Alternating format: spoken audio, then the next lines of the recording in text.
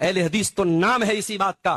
ہم نے بڑے بڑوں کے در کو چھوڑا ہے, مصطفیٰ کے در کو تھامنے کے بعد ہم نے یہ کہہ کر کے چھوڑا ہے کہ ہمارے سامنے روشن دلیل موجود ہے, ہمارے سامنے کتاب و سنت کا نص موجود ہے.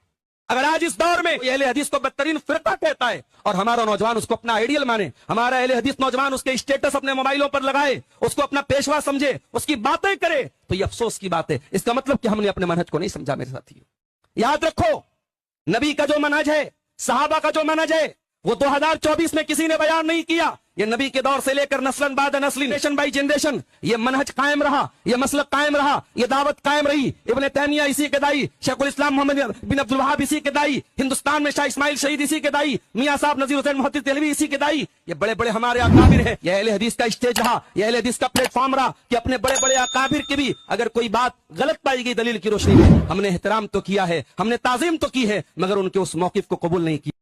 اہل حدیث تو نام ہے اسی بات کا. ہم نے بڑے بڑوں کے در کو چھوڑا ہے, مصطفیٰ کے در کو تھامنے کے بعد ہم نے یہ کہہ کر کے چھوڑا ہے کہ ہمارے سامنے روشن دلیل موجود ہے, ہمارے سامنے کتاب و سنت کا نص موجود ہے.